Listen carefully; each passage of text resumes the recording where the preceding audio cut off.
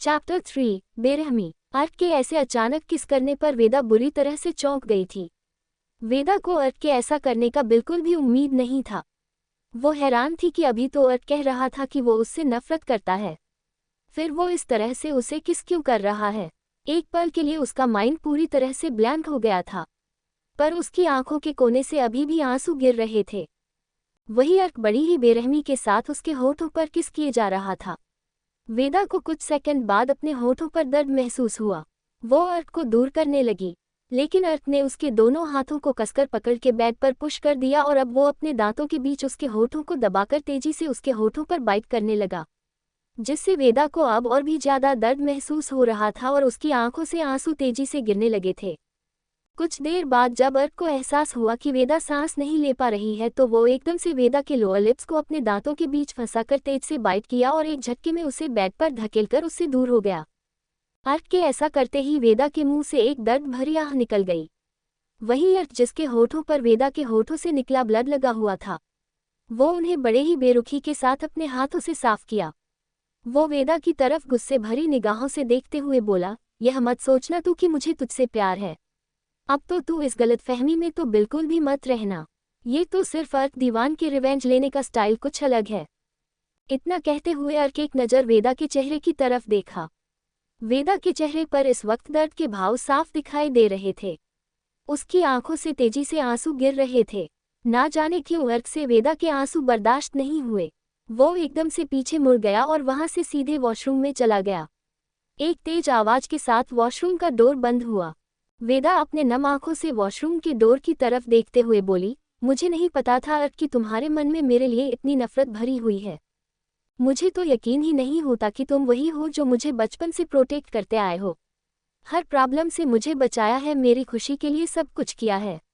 मेरी आंखों से गिरे एक बूंद आंसू को भी तुम बर्दाश्त नहीं कर पाते थे। आज इन्हीं आंखों में आंसुओं का कारण सिर्फ तुम बने हुए हो।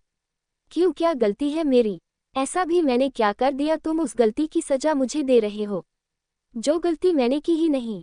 काश तुम सच जान पाते।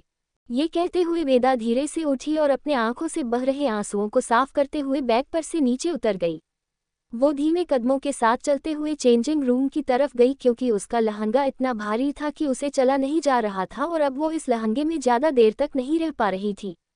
वो अपना लहंगा चेंज करने के लिए चेंजिंग रूम में चली गई। वही अर्क वॉशरूम में जाकर शीशे के सामने खड़ा हो गया। उसके आंखों के सामने बार बार वेदा के आंसू से भरा चेहरा आ रहा था। वो गुस्से में अपने बालों को नोचते हुए बोला, नहीं, मैं इस तरह से इमोशनल नहीं हो सकता।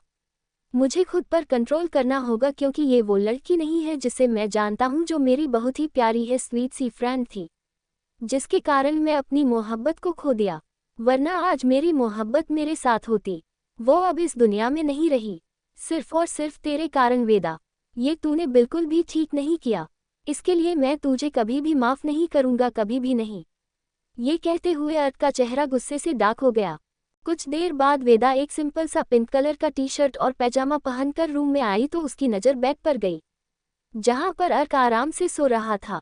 अर्क को बेड पर सोते देख वेदा कुछ सोचने लगी कि वो किधर सोए। फिर कुछ सोचते हुए वो धीरे से बेड की तरफ बढ़ी।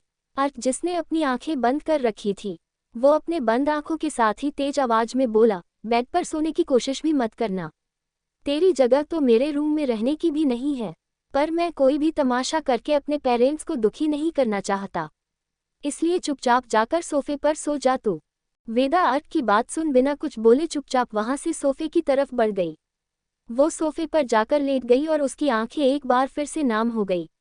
वो नम आंखों के साथ बेड पर सो रहे अर्क की तरफ देखी तो उसे वो पल याद आ गया, जब अर्क ने उसे शादी के लिए प्रपोज किया था। आज का ये भाग आप सभी को कैसा लगा मुझे कमेंट करके जरूर बताएं।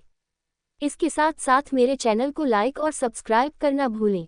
इसके साथ साथ ज़्यादा से ज़्यादा मेरे चैनल को शेयर करें। Chapter 4 now you are mine. Flashback. शाम का समय था। वेदा के कॉलेज का आज लास्ट पेपर था और उसकी पढ़ाई भी कंप्लीट हो गई थी। वो आज बिल्कुल रिलैक्स हो गई थी, तो वो अभी अपने रूम में सो रही थी। अचानक से उसका फ़ोन बजने लगा। फ़ोन बजने की आवाज़ से वेदा धीरे से अपने एक हाथ को आगे बढ़ाई और वही साइड में टेबल पर रखे अपने फ़ोन को उठा ली। फिर उसी तरह आंख बंद किए बिना नंबर देखे कॉल पिक कर ली। अभी कॉल पिक करने के बाद वेदा कुछ बोलती उससे पहले ही दूसरी तरफ से किसी लड़के की घबराई हुई आवाज आई, हेलो गुड़िया, तू कहाँ है? उस आवाज को सुनकर वेदा अपनी नींद भरी आवाज में बोली, क्या हुआ भैया, आप इस समय मुझे क्यों परेशान कर रहे हैं? मुझे अभी बहुत नींद आ रही है, मैं बाद में आपसे बात करूंगी। ये लड़का कोई और नहीं वेदा का भाई एकांश था। वो अपने घबराए हुए आवाज में बोला, तू वहां आराम से सो रही है और यहाँ पर अर्क। अभी एकांश इतना ही बोल पाया था कि वेदा जैसे ही अर्क का नाम सुनती है उसकी नींद एक ही झटके में गायब हो जाती है। वो एकदम से उठकर बैठ गई और घबराहट के साथ बोली, क्या हुआ भाई, क्या हुआ? अर्क को वो ठीक तो है ना? उसे कुछ हुआ तो नहीं? दूसरी तरफ से इसका भाई एकांश बोला, अभी तक तो नहीं हुआ है लेकिन उसकी हालत बहुत ही खराब है। वो तेरा ही नाम बार बार लिए जा रहा है, तू जल्दी से फार्म हाउस आ जा। जैसे ही वेदा ये सुनी तो वो बुरी तरह घबरा गई। घबराहट के कारण उसके हाथ से फोन छूट गए और वो उसी तरह भागते हुए और रूम से बाहर निकली। वो उसी तरह नंगे पांव ही भागकर घर से बाहर आए और वही सामने खड़े ड्राइवर की तरफ देखते हुए बोली, ड्राइवर अंकल जल्दी से कार निकालिए, मुझे फार्म हाउस जाना है। वो ड्राइवर वेदा को ऐसे देखकर बोला, ठीक है छोटी मैडम, मैं अभी कार निकालता हूँ। इतना कहकर ड्राइवर जल्दी से कार लेकर आया और जन्नत कार के बैक सीट पर बैठ गई। ड्राइवर तुरंत ही कार को आगे बढ़ा दिया। कार में बैठी वेदा पूरे रास्ते बस रोती रही और भगवान से यही प्रे कर रही थी कि उसके अर्क को कुछ ना हो। अब तक हल्का हल्का अंधेरा हो गया था। कुछ देर बाद ड्राइवर ने कार को फार्म हाउस के सामने आकर रुका। फिर वेदा जल्दी से कार का डोर ओपन कर बौखलाई हुई सी भागकर फार्म हाउस के अंदर आई। वेदा जैसे ही फार्म हाउस का डोर ओपन की, फार्म हाउस में चारों तरफ अंधेरा ही अंधेरा छाया था। ये देखकर वेदा घबरा गई। वो अपने घबराए हुई आवाज में बोली, कोई है यहाँ, कोई है? भाई आप हो क्या? अर्क तू कहाँ है? अर्क तू ठीक तो है ना? ये सब बोलते हुए वेदा धीरे धीरे अपने कदम आगे बढ़ा रही थी कि तभी एकदम से वहां लाइट जल उठा। अचानक से लाइट जलने से वेदा की आंखें अपने आप बंद हो गई। उसने अपने दोनों हाथों से चेहरे को छिपा लिया। फिर वो धीरे से अपने हाथों को अपने आंखों पर से हटाए और पूरी तरह से आंख खोलकर देखी तो वो हैरान रह गई। उस पूरे हॉल को बड़े ही खूबसूरती से डेकोरेट किया गया था। वहां पर लाइट तो एक भी नहीं जल रही थी, लेकिन फिर भी वहां रोशनी थी क्योंकि वहां चारों तरफ छोटे छोटे लैंप में जुगनू थे और जुगनू के कारण ही वहां पर रोशनी थी। वहीं एक साइड वेदा की बहुत सी फोटो थी जिसमें अर्क भी उसके साथ था। किसी फोटो में अर्क उसकी चोटी को पकड़े हुए था तो किसी ने वेदा के गालों पर अर्क के हाथ थे। किसी फोटो में वेदा और अर्क एक दूसरे के बिल्कुल करीब खड़े थे और मुस्कुरा रहे थे तो दूसरे फोटो में अर्क वेदा को पीछे से पकड़ रखा था। वही फर्श पर हॉट से बलून्स चारों तरफ बिखरे हुए थे। ये सब देख वेदा हैरान थी और उसका मुंह खुला का खुला रह गया था। तभी उसकी नज़र सामने वॉल पर गई जहां पर बड़े ही खूबसूरती से लिखा हुआ था, आई love you Veda, will you marry me जान। जैसे ही वेदा ये सब पढ़ी उसकी आंखें नम हो गई। वो पीछे मुड़ी तो और भी ज्यादा हैरान रह गई। उसके जस्ट सामने अर्क घुटनों के बल बैठा हुआ था और उसके हाथ में एक बहुत ही प्यारी सी डायमंड रिंग थी। वो अपने हाथ में पकड़े रिंग को वेदा की तरफ बढ़ाते हुए बोला, आई love you Veda, will you मेरी मी जान। वेदा जो कि पहले ही ये सब देख शॉक थी, वो अर्क के प्यार भरे प्रपोजल को सुन और भी ज्यादा शॉक्ड हो गई। उसकी आंखें जो पहले से ही नम थे, अब उनमें से तेजी से आंसू गिरने लगे और उसका मुंह खुला का खुला रह गया।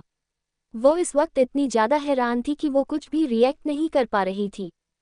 वही हॉल में एक साइड वेदा का भाई भी खड़ा था और वो ये सब कुछ देख मुस्कुरा रहा था। जब वो देखा कि उसकी बहन अर्क के लव कन्फेशन पर कुछ भी रिएक्ट नहीं कर रही है और अर्क घुटनों के बल बैठा हुआ है और वो बार बार वेदा से एक ही बात बोल रहा है, आई love you Veda, will you marry me जान। एकांश ये सब देख खुद चलकर वेदा के पास गया और उसके कंधे को हिलाते हुए बोला, गुड़िया ध्यान कहाँ है तेरा? वो बेचारा कब से घुटने के बल बैठा हुआ है और तुझे प्रपोज कर रहा है, उसे रिप्लाई तो दे दे। अपने भाई की आवाज़ सुनकर वेदा अपने सेंस में वापस आई। उसकी नज़र अर्क पर गई जो कि उसकी तरफ अपने प्यार भरी नज़रों से देखते हुए बोला, अब बोल भी दे यार, अब तो मेरे घुटने में दर्द होने लगा है, कुछ तो रहम कर दे मेरी माँ। वेदा जब ये सुनी तो वो भी तुरंत घुटने के बल बैठ गई। फिर तुरंत अर्क के गाल पर एक चपत लगाते हुए बोली, क्यों किया तूने ये? तूने तो मुझे पूरा डरा ही दिया, ऐसे कौन प्रपोज करता है? वेदा ये सब थोड़ी हल्की नाराजगी के साथ बोल रही थी। वही अर्क वेदा की बात सुन मुस्कुराया और बोला, ये अर्क दीवान का स्टाइल है यार, तू तो जानती है मैं कैसा हूँ, मेरा सब कुछ सबसे यूनिक होता है। वो सब छोड़, पहले ये बता तू तैयार है या नहीं मुझसे शादी करने के लिए। वेदा घूरकर उसे देखी, फिर तुरंत उसके सीने पर मारने लगी और मुंह बनाकर बोली, तेरे स्टाइल के चक्कर मेरी सांसें ही अटक गई थी। फिर अर्क के चेहरे की तरफ देखी जो मासूम सा फेस बनाया था और उससे रिक्वेस्ट भरी नजरों से देख रहा था। ये देख वेदा उसकी तरफ देखकर तुरंत बोली, हाँ हाँ तैयार हूँ मैं तुझसे मैरिज करने के लिए। I love you too idiot. इतना कहते हुए वेदा तुरंत उसके गले से लग गई और अर्क भी कसकर उसे अपने बाहों में जकड़ लिया। फिर उसी तरह गले लगाए हुए ही अपने एक हाथ से वेदा के हाथ को पकड़ा और उसके रिंग फिंगर में रिंग पहना हुए बोला, नाउ यू आर माइन। आज का ये भाग आप सभी को कैसा लगा मुझे कमेंट करके जरूर बताएं। इसके साथ साथ मेरे चैनल को लाइक और सब्सक्राइब करना भूलें।